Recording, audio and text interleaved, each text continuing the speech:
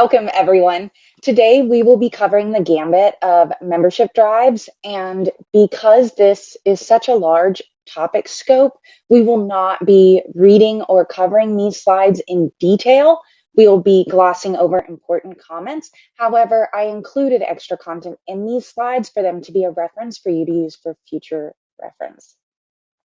At this time, I would like to open up a chat survey. If you could please answer this question: what is your club's membership drive strategy? Please put the letter that accompanies your answer in the chat. Is it every dues cycle, year-round recruiting, membership is a challenge, or no drives, we always hit our goals? Please put your answer in the chat now. We're likely to see a broad range of answers soon.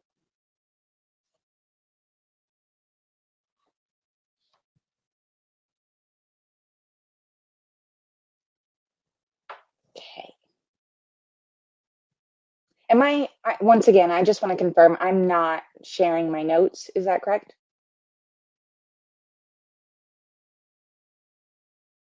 Okay. That is correct. Okay, thank you so much. I am still struggling seeing the chat. So hopefully I got a lot of healthy diversity of membership options from people, but I'm going to move forward. Yeah, I'll stay on here and let you know about things in the chat. I appreciate that. Thank you. Speaker for the people. Of course, you're loving that, Mike. Okay, why are membership drives important? If you feel there are any reasons that I have not included on this slide that you feel make membership drives important, I would like you to please drop them in the chat. I'll be reviewing them after the fact. As you can see, membership drives are important for so many different perspectives. However, the one that I really want to touch on is membership drives are really fun. If you do it right, drives can be not only exciting for guests that come to an open house or your meeting during a drive season, they also can be extremely engaging and fun opportunity to team build with your club itself, especially if you use gift cards or offer certificates or awards for best recruiter. Go ahead and fight it out. Be the most popular person in your club. Try to bring the most new members. I encourage you to see membership drives as something that is fun and seasonal or year-round, but that is absolutely not optional. It's important to elicit buy-in from many different people. Clubs often have their own obstacles to overcome. I'm not going to read this slide because there is a plethora of the obstacles that different clubs can have, especially community or corporate clubs. At this time, I would like to call on some people from the chat to share how your club's membership drives are going. If you have successes you want to share or obstacles, I'd love to hear that now. Actually, in fact, I'd like to hear obstacles first. If you're ready to answer this question and share the screen with the room, please write "pick me" in the chat. Thank you.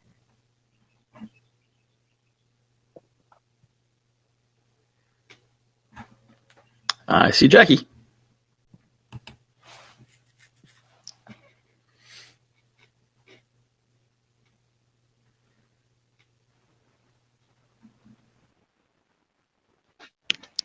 Hello. Hello. So I'd like to talk about an obstacle that we've been having, and that has to do with, due to the pandemic, we are remote, and a number of our members wound up not rejoining because they clearly said, we don't like the remote environment, and when we're back in person, let us know. So going remote has been an obstacle, though it's also been positive because we have some members who don't live locally, and they've been able to stay active and be really productive members of the club. So this is a big challenge. How do we make everybody happy? Absolutely. Thank you so much, Jackie. I'm sure many people have similar obstacles. I'd like to hear one from another person that's a little different.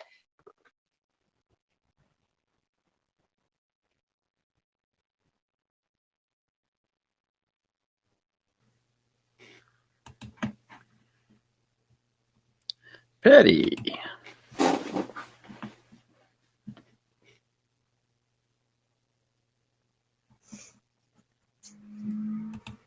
Hi, Kelsey. Thanks for doing this.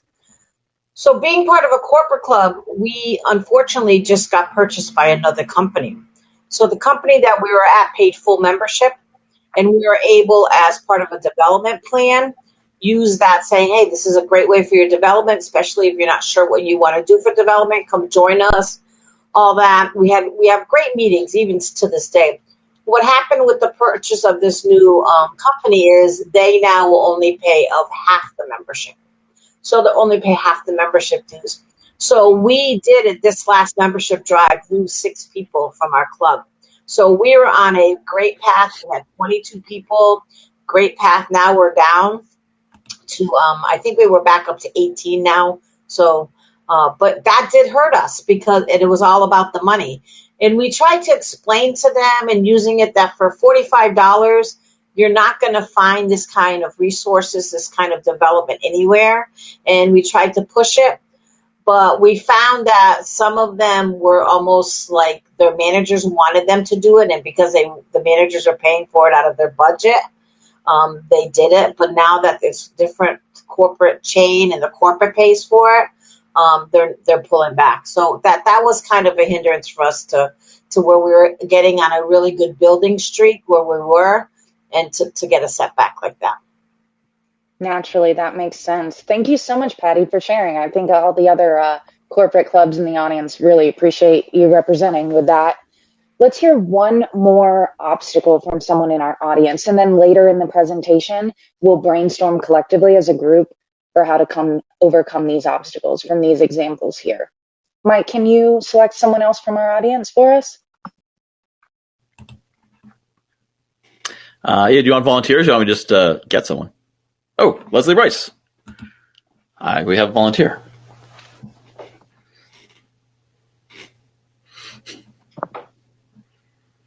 If we don't volunteer, someone will be voluntold.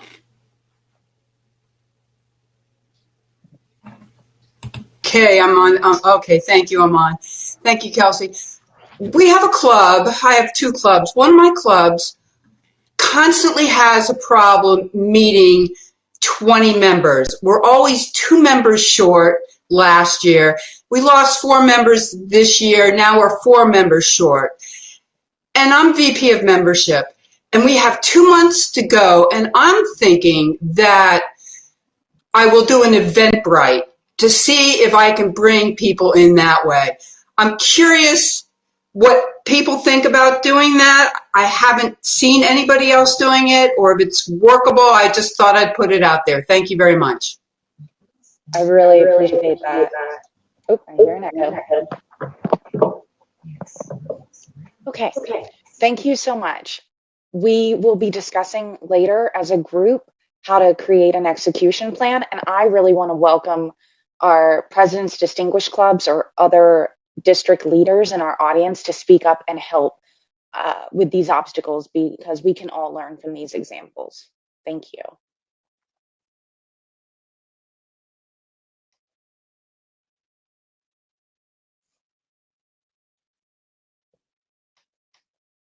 Trying to change to the next slide, and it seems stuck. Okay.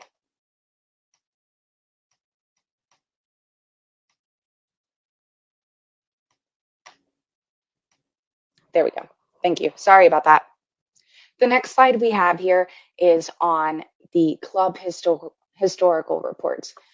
Many of you have probably visited our District 53 website, and perhaps you have stumbled upon this mass of data. If you have not, I strongly encourage you to do this. You would simply go to the District 53 website, click on the Clubs tab, and then Club Historical Reports.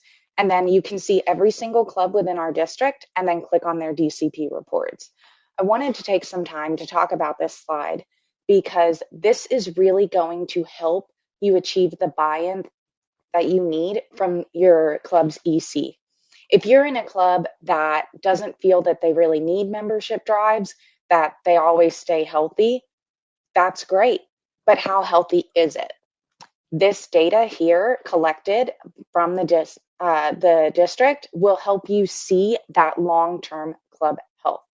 On this slide, you can see at the top, the bar graph covers your DCP goals since the club's charter. And then further down, the color-coded chart shows you not only your pathways goals or your legacy goals, but on the far right column, that retention percentage, that directly relates to your attrition and your new members, and it lets you see really at a good point where you stand. And the award tells you what level of distinction you have, whether it's President's Distinguished or Selects Distinguished, and so forth. So if you haven't checked it out, I very much encourage you to not only look at your club's report, but also look at other clubs in the district. This isn't private, and it's very helpful if you are considering getting a club coach. For clubs that are regularly and routinely distinguished, members that have a passion and that have the tools and tricks that know how to make a successful drive, consider signing up to be a district coach. We need you in the area, especially now as clubs are struggling. We're going to move into the next area, which is what successful membership drives look like. I want to do another chat quiz, and this is just for funsies. If you guys could answer these series of questions by dropping a letter in the chat. It's important that members understand what official Toastmaster drives are already in place and that they are strategically placed to help clubs maintain that healthy membership throughout the Toastmaster year. So that being said, let's answer the question. What membership drive encourages members to add 5 new or dual members that runs between August and September? Hopefully you've had a chance to take your guess. The answer to this question is the Smedley Drive. Next question. What membership drive encourages clubs to invite guests to special meetings where prospective members can learn about Toastmasters' many benefits, running from February through March? The correct answer is Talk Up Toastmasters. And lastly, what membership drive exists where Toastmasters are taught to run meetings on time, finish speeches on time, and reach membership goals on time? It runs between May and June. This one's sort of the one we haven't covered yet, which is Beat the Clock. I have on this slide the source of TI website where you can learn more about each of these drives in detail with their description.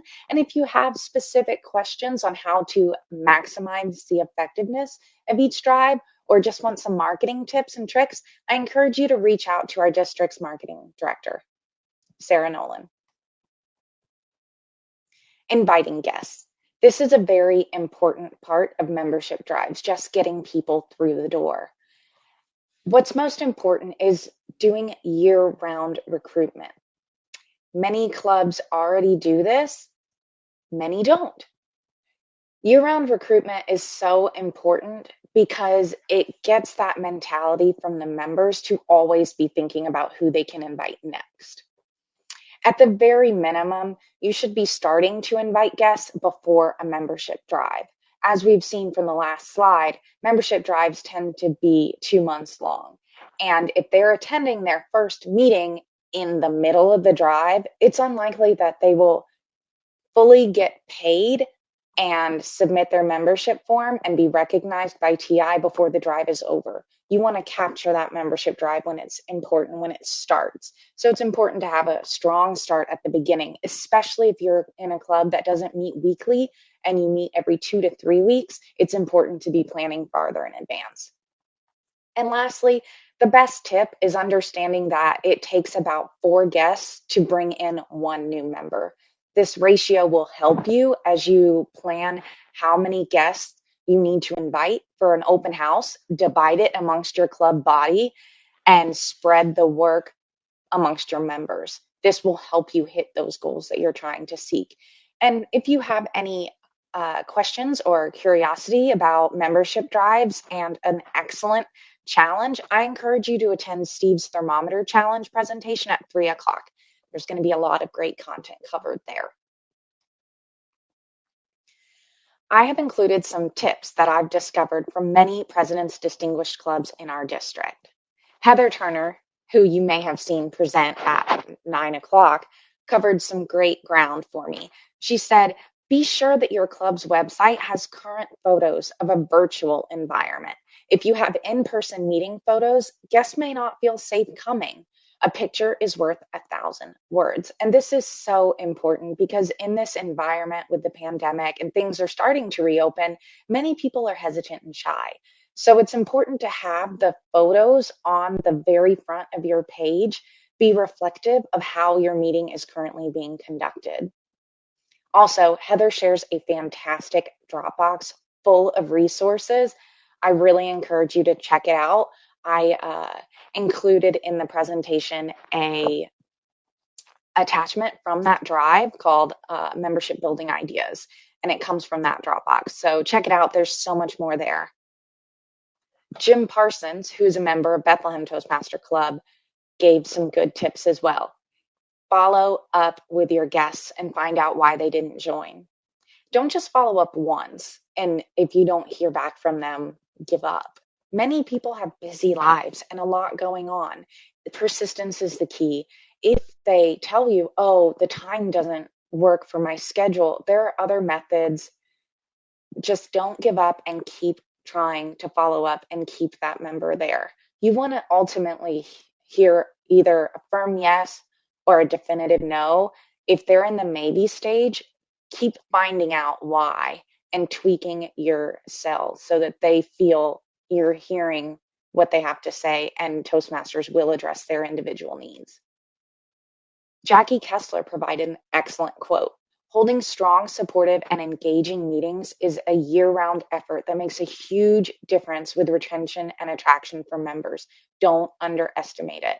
This is so vital. And this is basically the content that was provided in Heather's fantastic meeting this morning. If you haven't seen it or you attended a different session, I encourage you to try to get a hold of that recording. It was fantastic. Rachel Fuentes from my Toastmasters club in Texas says, just because your club isn't the right fit for a person doesn't mean they aren't a good fit for Toastmasters. How does your club cross-promote within the area? Be aware of the clubs in your surrounding area to help a guest find the best fit. Rachel generously provided an attachment that she created for her high performance leadership project titled We Are Toastmasters, and the cover page of that document includes a square at the bottom that lists every club in her area and their meeting time and location. It's so important that maybe our club isn't the best fit for a guest and their time commitment, but maybe we can help other clubs around us entice that member. Amy Saucy says, we are a corporate club and we use many advertising approaches.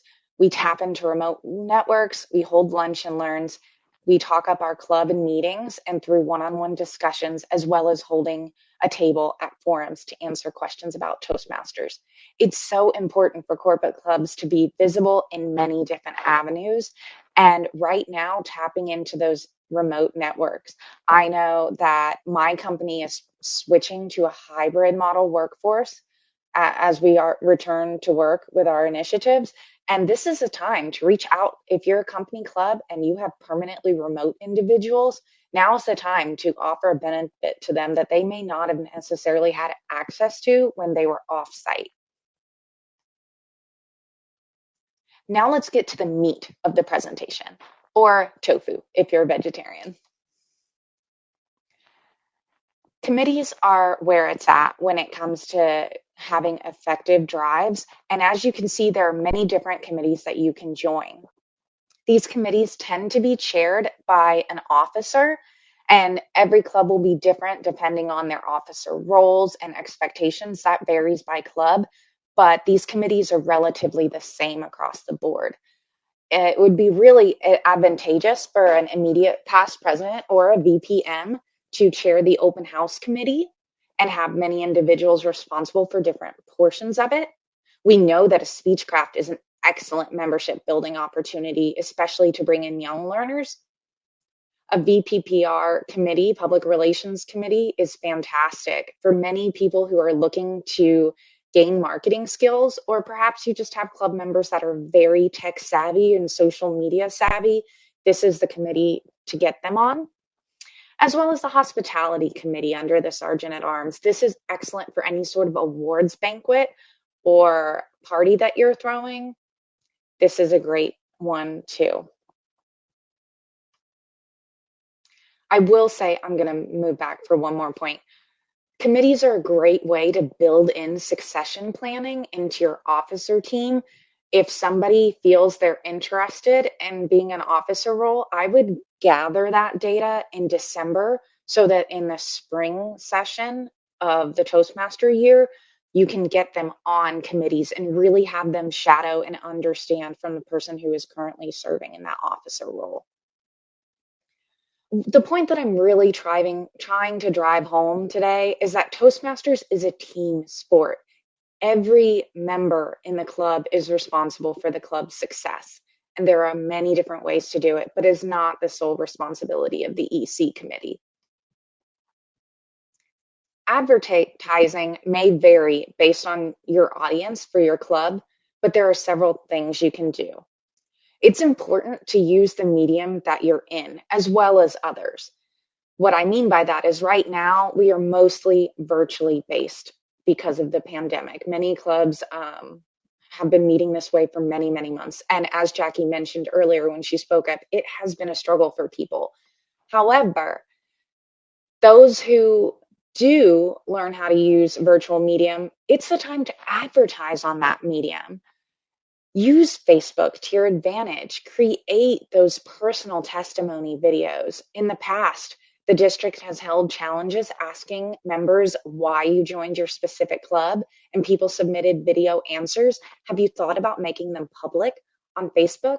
And if you do, make sure you make it a public post. You don't have to make your whole profile public, but if you make that post public and shareable, it can spread to so many people so easily.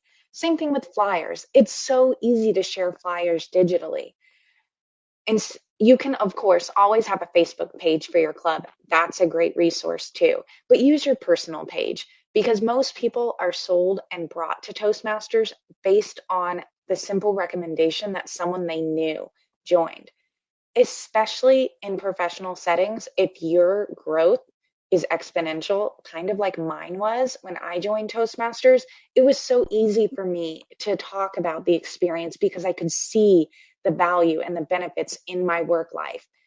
So spread the word. Don't just use Facebook, use LinkedIn, especially if you're a corporate club. Use LinkedIn. It's a fantastic tool.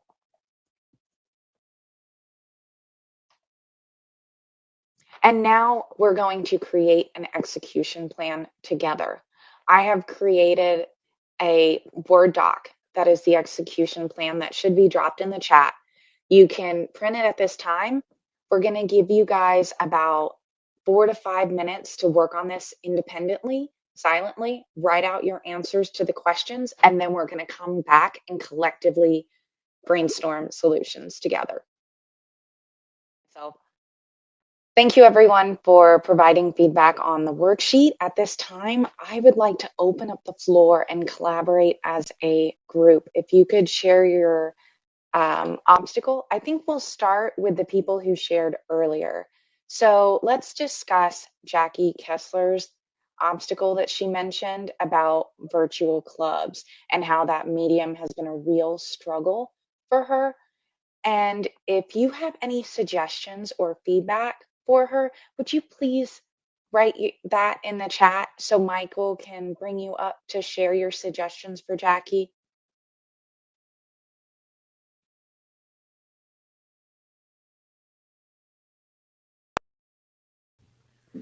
Bueller.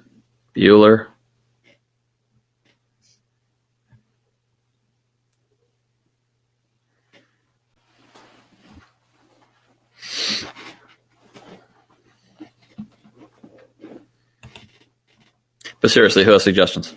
Let me bring someone up.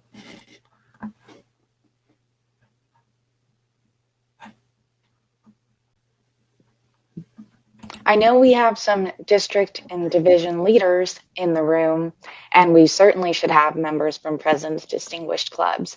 I really want this presentation to be interactive with advice from many people. Oh, Nancy, thank you. Hi, everybody. Nancy Cook, Speakeasy 5340. We're out of Western Massachusetts. We have been, we've been doing time before the meeting and time after the meeting. So we've made it a regular thing. It's not just a one-off, but Steve has been our host, and he's been able to open up, whoever's running your Zoom options, be able to open the meeting up at 6 o'clock, and we don't start till 6:30. So people will come in and they'll either be having their dinner and just kind of talking. So you get that kind of in the room feeling of welcoming people when they come in the room, and be able to have a little, hey, how's life? And, you know, kind of the informal stuff. And then when guests come in, I can warn them that I'm going to be asking them questions in kind of that informal way. So we have a real good informal time. So then our meeting starts, you know, right on time, and our meeting ends right on time. And then afterwards, we invite people to stay after, or, you know, beg out if they have to go make dinner, like myself every once in a while. But yeah, being able to be welcoming and really listen to people and talk to people and let people kind of have a little piece of the floor without having any pressure of speaking. And it's really made a nice, welcoming atmosphere for our club. Thank you. Andrew, you want to go next? What issue would you like me to talk about? Anything and everything. We had a couple different obstacles that were shared at the beginning of the meeting. Jackie talked about struggles with the virtual platform, and Patty talked about budget cuts for corporate clubs. Whatever you feel would be beneficial to help. Anything on engagement or memberships. I think that one of the things that we have to bear in mind is that any process of recruiting members for a club follows a product purchase cycle. First, they have to know that you exist. Second, they have to consider what they know about you as an organization. Third, they have to come to a meeting and investigate. Fourth, they have to enjoy themselves. Fifth, they have to come to some sort of sense of whether or not it's the right thing for them. And only then are they going to purchase. The district can support awareness. We can support consideration, creating resources so that they have an idea about what a Toastmasters club can do. And we can even help with the investigation process by creating inbound links to your club. But enjoyment, preferment, and purchase is on the club. We can do nothing at the district level to make that happen. We don't have some pool of 10,000 members that are just eager to join a club. All members of Toastmasters have to join a club before they really find out that the district is here.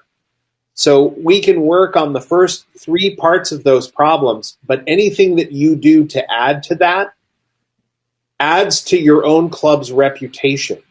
So you have to run the same 6 processes. You have to make sure that people know you exist. You have to provide them with the resources to judge as an outsider, and they have to have a good time while they're there. Otherwise, they're not going to join your club, and they're not going to join anybody else's club either. I think that's the big pieces of it.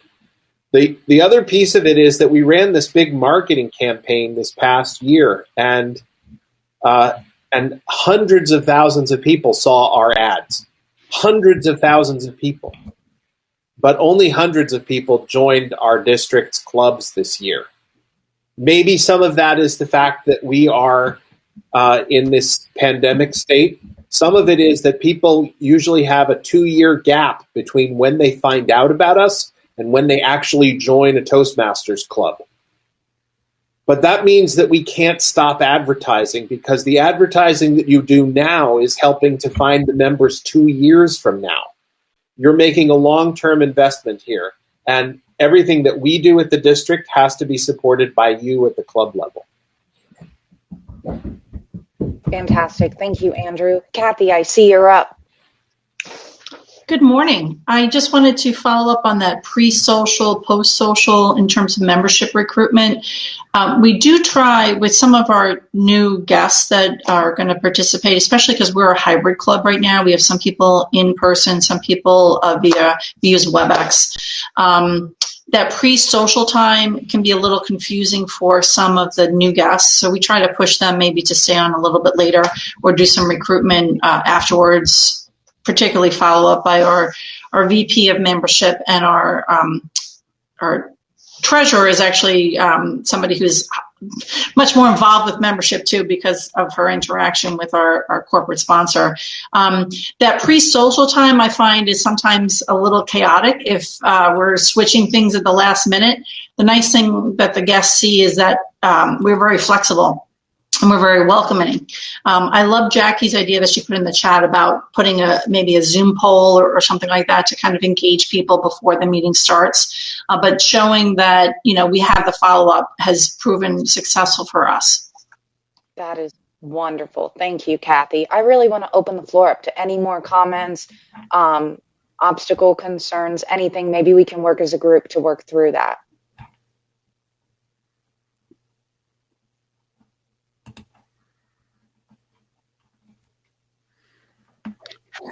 Invite a few people up who've chatted, including Jeff himself. Excellent. Yeah, I was surprised. So I was having this conversation with Selena about reaching out to folks long term. And one of the things that I was saying, which I think is something good for folks to understand, is that, as Andrew was saying, the purchase cycle for a guest, to become a prospect and then a member can be a long time, even years. So if we as club leaders, especially like the VPM or PR, reaching out to folks to keep in touch, it's important that we build into our clubs the ability to have that span multiple club leadership years.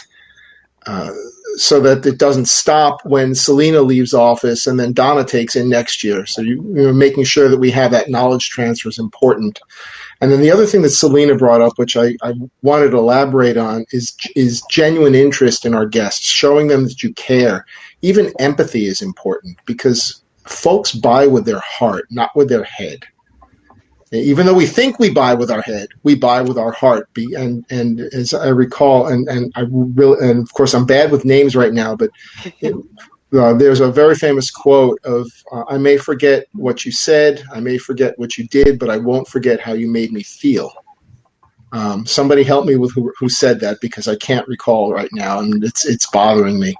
But the bottom line is, we've had folks walk into, yes, thank you, Kathy, Maya Angelou. People have walked into our club and attended a meeting, and they have literally said, I don't know what you're doing here, but I want to be a part of this. And that's because of how they felt by the culture of our Toastmasters Club. And that's what we should be looking to do as we look to recruit people and bring them on board. Fantastic. Thank you so much Jeff. for your May I comment. add something? One yes, other thing? Selena, you got it. You're up. An example is that we had one person visit our club, and then I didn't hear from her for a while. And once in a while, I would email her.